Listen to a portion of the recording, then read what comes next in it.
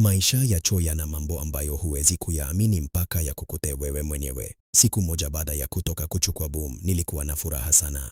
Nilipanga kununua mahitaji yangu ya mwezi mzima, kulipa kodi ya chumba na kubaki na hela kidogo ya matumizi. Ndipo akaja Amina, msichana wa darasa letu. Alikuwa mchangamfu, mrembo na tulikuwa tunaelewana vizuri sana kama marafiki. Alikuja kwangu akiwa na huzuni, akanambia, naomba nikopeshe hata Laki1 tu, nina shida kubwa sana nyumbani, nitakurudishia wiki ijayo. Kwa sababu nilimwamini na nilikuwa tayari nina hisia naye kidogo. Siku 6 nikampa pesa.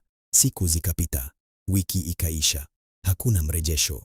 Nilipomuuliza akasema bado mambo hayajanyooka, nimwongeze muda kidogo. Nilivumilia.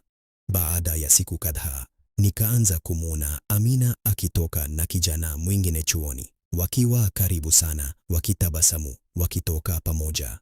Moyoni nikahisi wivu, lakini nikajisemea labda ni ndugu yake au rafiki tu. Siku moja jioni nikiwa natoka maktaba, nikawaona wamekaa magahawani wakila na kucheka. Nilipita karibu nao. Amina alinisalimia kawaida tu, kama hakuna deni kati yetu. Nilipata ujasiri nikamuuliza pembeni kuhusu pesa yangu. Akanijibu kwa sauti ya chini, samahani, bado sijapata, nikipata nitakupa. Lakini kilichoniumiza si maneno yake, ni namna yule kijana alivyomwangalia na kumshika mkono mbele yangu. Ndipo nilipoanza kuelewa, huenda pesa yangu haikwenda kwenye shida ya nyumbani kama alivyosema.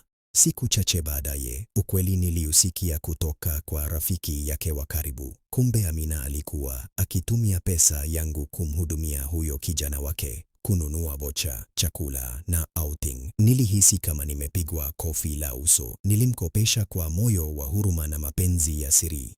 Yeye akaitumia kunidhalilisha bila hata kujua. Nilipojaribu kumkumbusha tena kuhusu deni, alianza kunikwepa. Simu hapokei, MSG hajibu. Ndipo nilijifunza somo gumu sana la maisha ya chuo: usichanganye huruma, mapenzi na pesa. Tangu siku ile niliamua kitu kimoja: sitokopesha mtu pesa ya boom tena, hata awe nani, kwa sababu wakati mwingine unayemsaidia ndiye anayekuumiza zaidi.